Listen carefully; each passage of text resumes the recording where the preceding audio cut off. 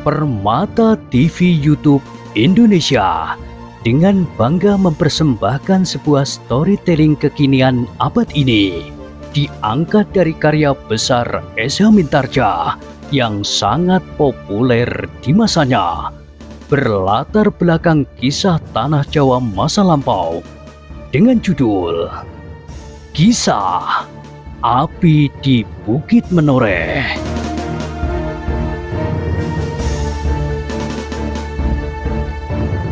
Pada kesempatan yang sangat baik ini, kita masuk pada episode yang ke-583. Selamat menikmati.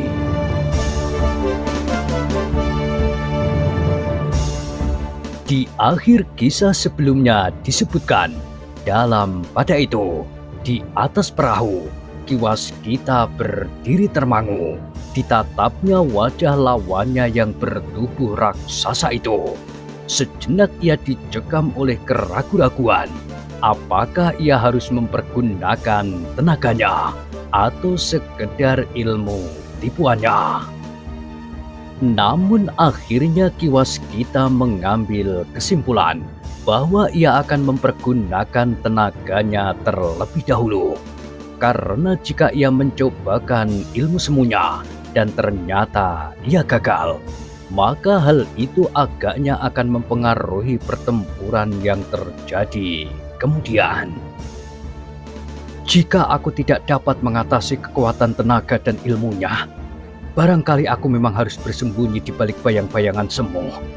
Tetapi jika ia dapat menembus bayangan-bayangan itu dengan penglihatan matanya yang tajam, maka untuk selanjutnya aku akan menemui kesulitan, berkata kiwas kita di dalam hatinya. Karena itulah, maka kiwas kita pun mempersiapkan dirinya sebaik-baiknya.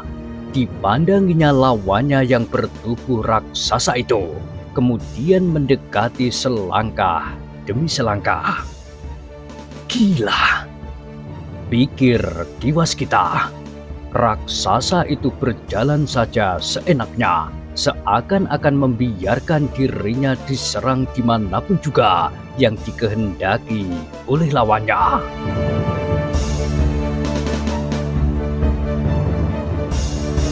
Apakah ia memiliki ilmu kebal? Bertanya kiwas kita kepada diri sendiri. Ia menjadi berdebar-debar ketika ia melihat raksasa itu menjulurkan tangannya sambil berkata, "Aku akan mencekik lehermu.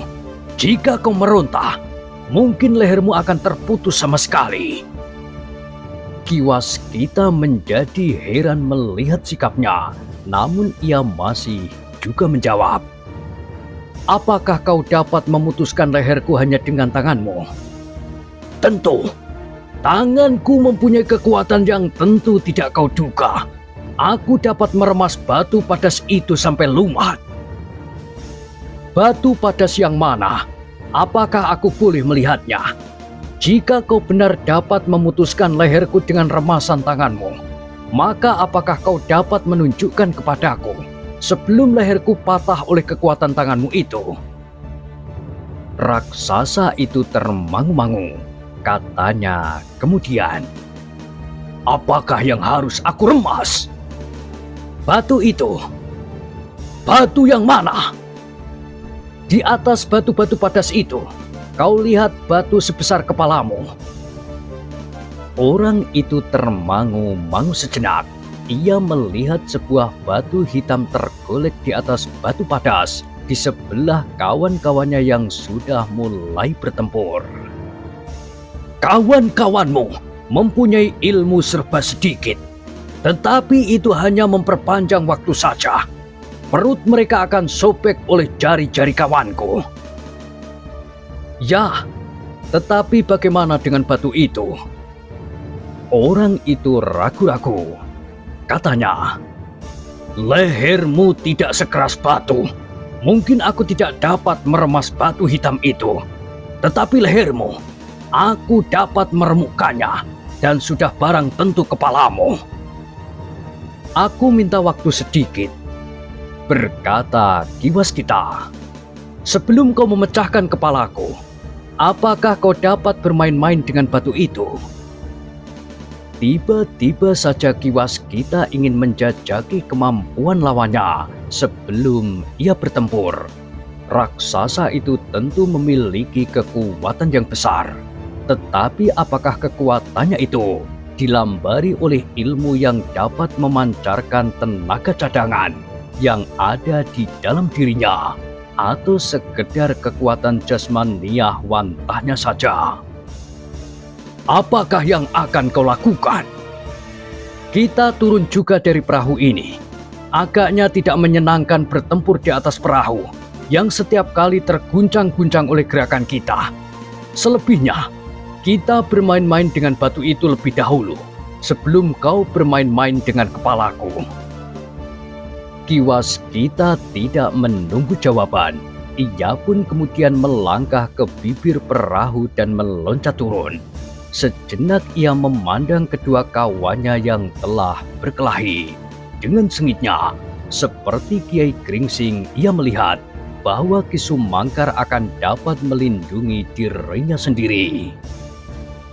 Tetapi agaknya Kiai Gringsing sendiri harus bertempur dengan hati-hati, karena lawannya adalah orang yang cukup terengginas, dan sudah tentu tidak sia-sia jika ia mengatakan bahwa jari-jarinya mampu menyobek lambung. Ketika orang bertubuh raksasa itu turun pula ke atas batu padas yang membujur seperti sebuah pulau itu, maka Kiwaskita pun sudah berjalan mendekati sebuah batu hitam yang tergolek di atas pasir.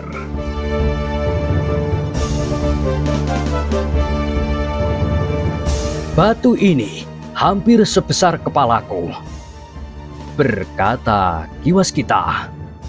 "Cobalah meremasnya sampai menjadi debu sebelum kau meremas leherku." "Persetan!" orang itu menggeram. "Aku lebih senang meremas lehermu. Sudah aku katakan bahwa lehermu tidak sekeras batu itu." Kiwaskita menjadi termangu-mangu.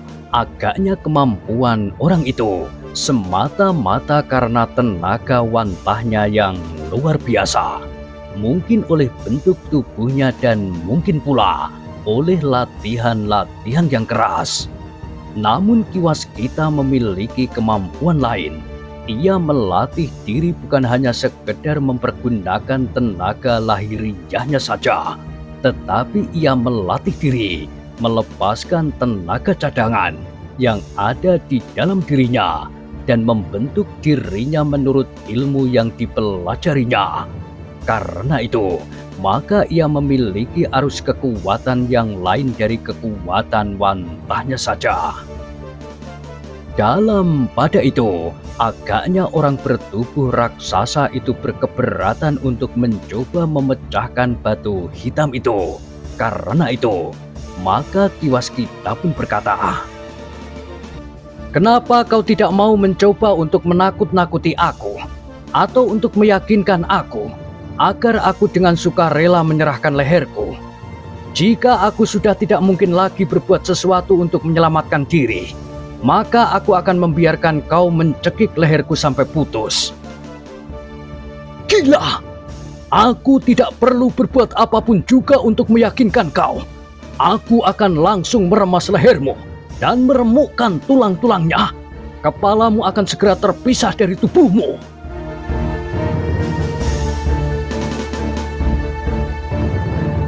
Kiwaskita menarik nafas dalam-dalam. Meskipun ia belum mulai bertempur melawan orang bertubuh raksasa itu, namun agaknya ia sudah dapat menjajaki kekuatan lawannya. Kekuatan tenaganya tidak terlampau mengecilkan hati, berkata Kiwaskita di dalam hatinya. Tetapi mungkin ia memiliki ilmu lain yang dapat menjadikannya seorang yang tangguh-tanggun. Ternyata Kiwaskita tidak dapat bermain-main lebih lama lagi. Agaknya orang bertubuh raksasa itu tidak sabar lagi membiarkan lawannya berbicara tentang batu hitam itu. Sekali lagi Kiwaskita melihat orang itu berjalan langsung ke arahnya tanpa mencoba melindungi dirinya apabila ia menyerang. Agaknya ia terlampau yakin akan kekuatan dan ketahanan tubuhnya. Dengan langkah yang panjang ia mendekat sambil menjulurkan tangannya, siap menangkap leher Kiwaskita. Kiwaskita melangkah surut. Ia melihat lawannya dengan heran, seolah-olah lawannya tidak memiliki ilmu tata bela diri yang cukup. Tentu bukan begitu, berkata Kiwaskita kepada dirinya sendiri sambil melangkah menjauhi orang yang bertubuh raksasa itu.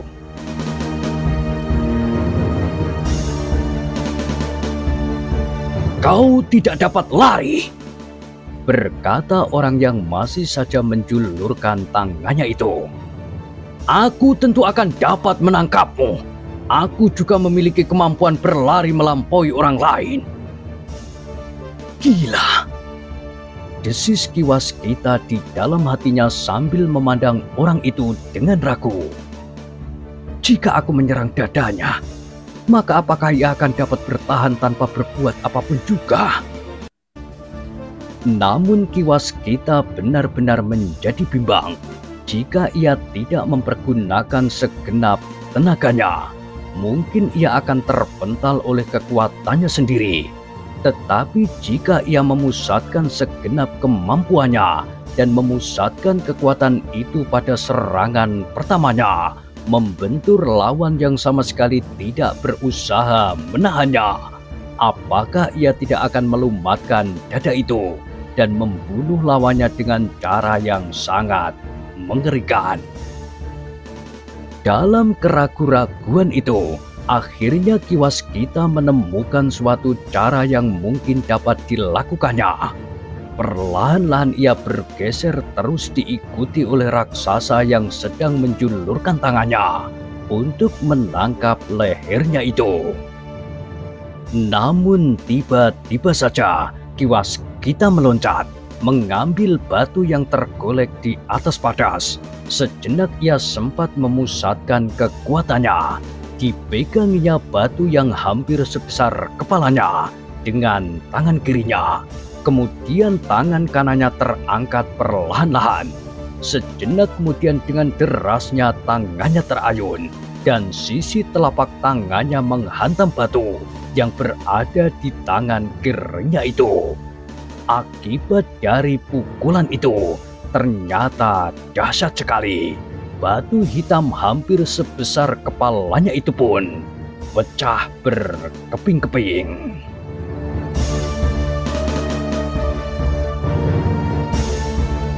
Orang bertubuh raksasa itu terkejut bukan buatan. Ia sama sekali tidak menyangka bahwa lawannya itu mampu berbuat demikian. Sehingga karena itu, maka untuk beberapa saat ia justru berdiri mematung.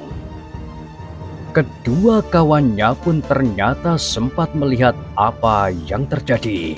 Mereka pun menjadi heran bahwa tiba-tiba saja mereka seolah-olah telah terperosok ke dalam kandang serigala lapar. Tetapi mereka sudah terlanjur berhadapan dengan orang-orang yang semula disangkanya seperti pedagang-pedagang yang lain, yang dengan mudah akan dapat dibinasakannya. Namun ternyata salah seorang dari mereka telah memperagakan suatu kekuatan yang tiada taranya. Pantas, aku tidak dapat segera membunuh orang malas ini, berkata lawan Ki Sumangkar di dalam hati. Sementara lawan Kiai Gringsing pun sudah mulai berkeringat di seluruh tubuhnya. Namun keduanya masih berpengharapan untuk dapat menguasai lawannya dengan kekuatan jari-jari mereka. Jika lawan-lawan mereka itu lengah, maka mereka tentu akan dapat menyobek lambungnya dengan ujung jarinya.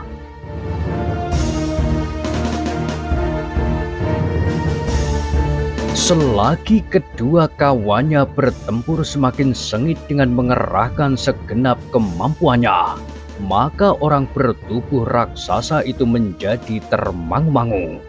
Kini ia tidak lagi berjalan sambil menjulurkan tangannya dan membiarkan lawannya menyerang dimanapun dikehendaki.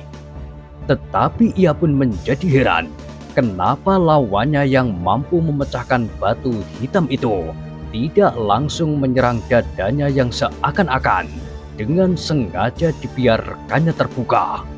Jika tangan yang mampu memecahkan batu itu menghantam dadanya, maka tulang-tulang iganya tentu akan rontok sama sekali.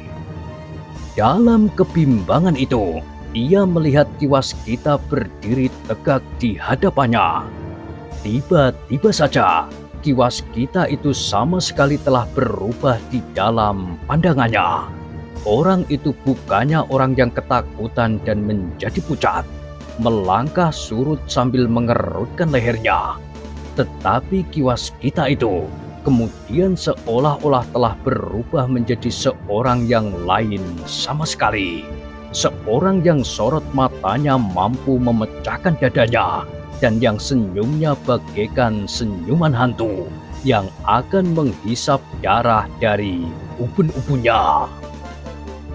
Untuk beberapa saat lamanya, orang yang bertubuh raksasa itu berdiri termangu-mangu. Ia tidak tahu apa yang akan dilakukannya.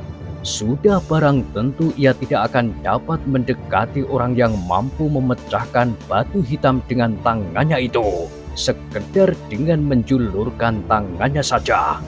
Agaknya tangan yang mampu memecah batu hitam itu jauh berbahaya dari tangan kawannya yang dapat menyobek perut.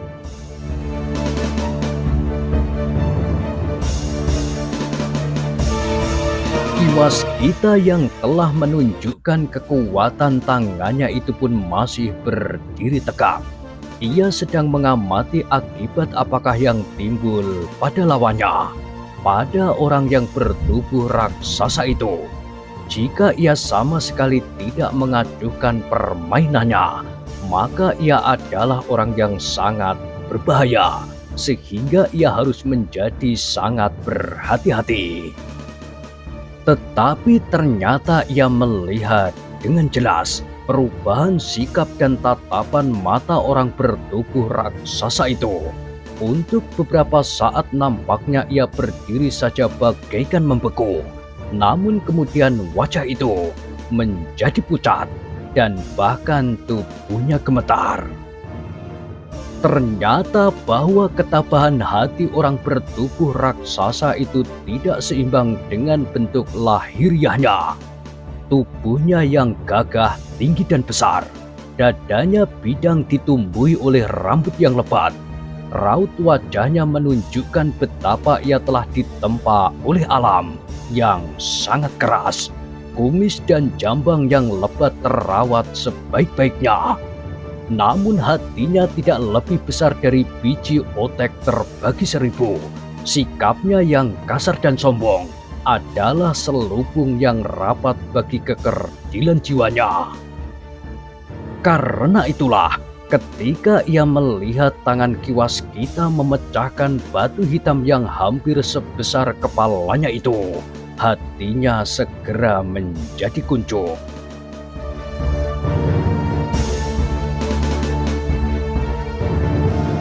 Ia sadar bahwa ia berhadapan dengan orang yang memiliki kekuatan luar biasa, jauh di atas kekuatannya sendiri. Meskipun tangannya mampu mematahkan leher orang lain, namun ia tidak akan dapat memecahkan batu dengan sisi telapak tangannya itu. Bahkan agaknya kawan-kawannya yang mampu menyobek perut lawan dengan jari-jari itu pun tidak akan mampu memecahkan batu hitam itu.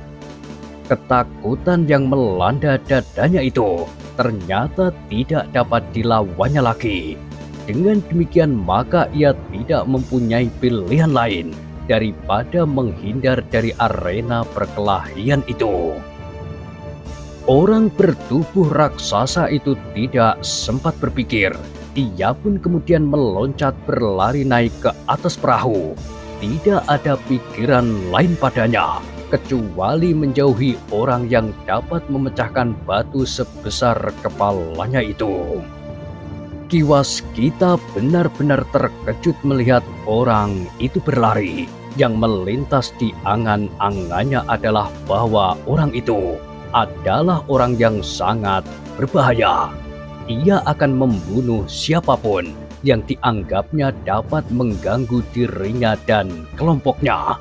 Ia bahkan telah siap untuk membunuh para pedagang dan tukang-tukang perahu yang pernah menyebut arah larinya pusaka yang hilang dari Mataram itu. Karena itulah, maka hampir di luar sadarnya, Ki Waskita pun berteriak, "Berhenti! Hei! Berhenti kau raksasa yang dungu!" Tetapi orang bertubuh raksasa itu tidak menghiraukannya lagi. Demikian ia meloncat naik ke atas perahu. Maka ia pun segera mengambil satang bambu tanpa menghiraukan kedua kawannya yang sedang bertempur. Ki Waskita tidak dapat berbuat lain daripada menghentikannya. Karena jarak yang ada antara dirinya dan raksasa yang sudah berada di atas perahu itu, maka Ki Waskita harus bertindak cepat. Itulah sebabnya, maka Ki Waskita pun segera memungut pecahan batu hitam yang telah terbelah oleh tangannya. Dengan sekuat tenaga ia melontarkan batu itu ke arah lawannya yang sedang berusaha melarikan diri sebelum bertempur yang sebenarnya itu. Ternyata akibatnya adalah mengerikan sekali. Batu hitam itu tepat mengenai tengkuk orang bertubuh raksasa itu. Terdengar sebuah teriakan nyaring, kemudian disusul tubuh raksasa itu menggeliat dan terjatuh ke dalam air Kali Progo yang berwarna lumpur. Ki Waskita melihat dengan jelas bahwa orang itu masih sempat menggelepar karena lontaran batu itu tidak membunuhnya. Tetapi dalam pada itu, orang bertubuh raksasa itu agaknya telah kehilangan sebagian dari kesadarannya, sehingga ia tidak mampu lagi melepaskan dirinya dari tarikan air yang sebenarnya tidak begitu deras. Ki Waskita berlari-lari mendekati perahu itu. Dengan serta-merta, ia pun meloncat naik mendekati raksasa yang terlempar ke dalam air itu. Namun agaknya oleh kekuatan yang tersisa pada orang bertubuh raksasa itu yang menggelepar kesakitan dan kehilangan kesadarannya, ia pun telah terdorong ke tengah dan hanyut dibawa oleh arus Kali Progo yang cukup kuat menyeretnya ke lautan selatan. Ki Waskita pun kemudian berdiri termangu-mangu di atas perahu yang masih terguncang itu. Ia melihat tubuh itu diseret oleh air yang keruh, namun semakin lama semakin jauh, semakin jauh. Sekali-sekali Ki Waskita masih melihat raksasa itu menggelepar di dalam setengah sadar. Tetapi agaknya ia telah sampai pada batas hidupnya, sehingga tidak seorang pun akan dapat menyelamatkannya lagi. Ki Waskita menarik nafas dalam-dalam. Untuk beberapa saat ia masih berdiri di atas perahu. Namun kemudian ia pun seolah-olah tersadar pula bahwa kedua kawannya masih bertempur dengan sengitnya. Ki Waskita pun kemudian berpaling. Ia melihat perkelahian di atas pasir itu masih berjalan dengan sengitnya. Ki Sumangkar sekali-sekali masih harus meloncat surut menghindari serangan jari-jari lawannya. Sedang Kiai Gringsing pun masih harus bertempur dengan sepenuh tenaga. Perlahan-lahan Ki Waskita mendekati arena. Ia berusaha untuk sedikit menarik perhatian lawan-lawan Ki Sumangkar dan Kiai Gringsing. Sekilas kedua orang itu sempat melihatnya, namun mereka pun kemudian bertempur lagi dengan gigihnya. Tetapi yang sekejap itu sudah cukup bagi Ki Waskita, karena dengan demikian keduanya telah menyadari kehadiran Ki Waskita di arena itu. Untuk beberapa saat lamanya, perkelahian itu nampaknya justru semakin seru. Namun mereka mulai terganggu oleh mendung yang tiba-tiba saja hanyut dari atas samudera mengalir ke utara. Mendung yang semakin lama menjadi semakin pekat.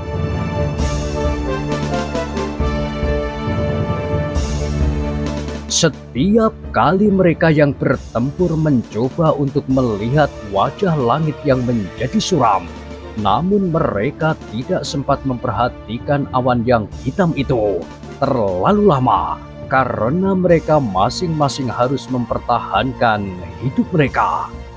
Perkelahian itu ternyata berlangsung lama. Kedua belah pihak mencoba untuk menguasai lawan-lawannya dengan mengerahkan segenap kemampuannya. Tetapi dengan demikian, maka mereka justru terlibat dalam perkelahian yang semakin sengit. Agaknya mereka adalah orang-orang yang pilih tanding, yang mampu bertempur dengan kekuatan yang tiada bandingnya. Sehingga Ki Waskita pun menjadi sadar bahwa orang yang bertubuh raksasa itu bukanlah orang yang paling kuat, tetapi orang yang paling lemah di dalam pendalaman ilmu kanuragan. Kekuatannya semata-mata terletak pada kekuatan badaniyahnya yang mantap saja. Tetapi Ki Waskita tidak mencoba untuk terjun ke dalam pertempuran itu. Ia masih saja berdiri di tempatnya sambil memperhatikan perkelahian yang seru itu.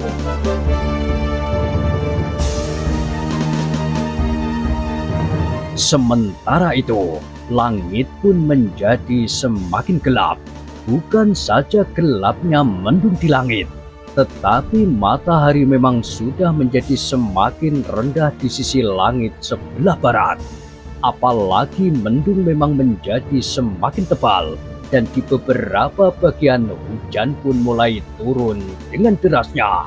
Bahkan di bagian ujung sungai, di lereng pegunungan, hujan nampaknya turun dengan lebatnya. Meskipun mereka dicekam oleh pemusatan perhatian terhadap lawan masing-masing, namun orang-orang yang sedang bertempur itu sempat juga sekali-sekali melihat hujan yang turun dengan derasnya di ujung utara. Sekilas mereka mulai memperhitungkan kemungkinan yang dapat terjadi atas Kali Progo. Jika air tidak tertampung lagi, maka Kali Progo akan segera menjadi banjir, dan setiap orang mengetahui banjir Kali Progo adalah banjir yang sangat dahsyat dan mengerikan. Tetapi mereka masing-masing tidak segera dapat mengakhiri perkelahian itu. Ki Sumangkar yang nampak memiliki beberapa kelebihan masih harus bertempur dengan mengerahkan segenap tenaga yang ada padanya. Setiap kali, ia masih harus menghindari sambaran jari-jari tangan lawannya yang mengerikan itu.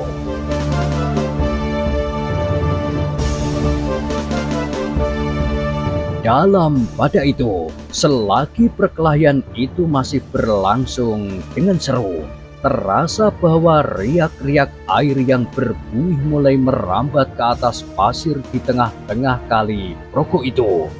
Bahkan kemudian perlahan-lahan air itu merambat semakin tinggi, sehingga akhirnya air itu mulai menyentuh kaki mereka yang sedang bertempur. Ki Waskita masih berdiri termangu-mangu. Ia ingin melihat akibat yang dapat timbul karena air yang semakin tinggi itu. Ternyata bahwa sentuhan air di kaki mereka yang sedang bertempur itu dapat menarik perhatian untuk beberapa saat. Mereka seolah-olah saling mencari kesempatan untuk memperhatikan keadaan. Dalam kesempatan itu, maka Kiwaskita pun berkata, "Nah, sebentar lagi arus Kali Progo akan menjadi semakin deras. Kita bersama-sama akan terbenam jika kita tidak segera menyingkir dari tempat ini. Sedang kalian masih saja bertempur seolah-olah tidak berkesudahan." Kiwaskita berhenti sejenak. Lalu katanya, "Karena itu, setelah kawan kalian berkurang satu, sebaiknya kalian menyerah saja. Kalian akan kami perlakukan dengan baik. Kami tidak akan berbuat apa-apa atas kalian." "Persetan!" Lawan Kiai Gringsing itu pun menggeram. "Barangkali itu lebih baik daripada kita bersama-sama terbenam." "Itu lebih baik. Kita akan mati bersama-sama," berkata orang itu.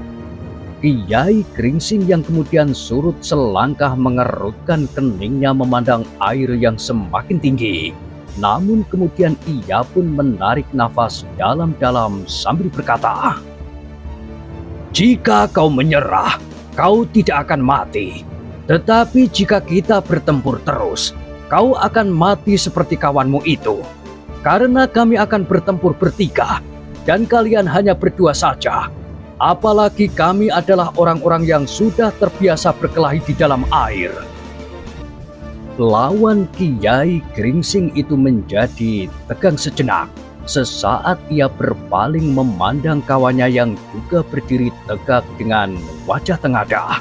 Namun lawan Kiai Gringsing itu pun berkata, "Biarlah kita bersama-sama tenggelam di dalam arus banjir Kali Progo." Ki Sumangkar menggigit bibirnya, kemudian katanya, "Air Kali Progo akan menelan orang-orang yang bersalah, bukan orang-orang yang benar." Lawan Ki Sumangkar itu menjadi semakin tegang, dan dengan sorot mata yang aneh, ia memandang kawannya yang berdiri termangu-mangu. Namun tiba-tiba saja, lawan Kiai Gringsing itu berteriak, "Gila! Kalian mencoba membohongi aku dengan tipuan-tipuan yang licik itu, hei? Kau sangka kami tidak dapat menembus batas bentuk semumu dengan penglihatan batin? Hei, orang-orang dungu! Kalian jangan memperbodoh kami seperti memperbodoh anak-anak yang baru pandai berjalan." Dada Kiwaskita berdesir. Ternyata kedua orang itu benar-benar orang pilihan. Mereka mampu melihat keadaan yang sebenarnya dan mengesampingkan bentuk semuanya. Sejenak kemudian maka air yang sudah mulai merambat sampai ke mata kaki itu pun seolah-olah menjadi surut dengan tiba-tiba. Awan yang hitam kelam di langit pun bagaikan pecah di tiup prahara. Sedang hujan yang turun dengan lebatnya segera disapu pula oleh penglihatan mata hati dari orang-orang yang menyebut diri mereka tukang satang itu.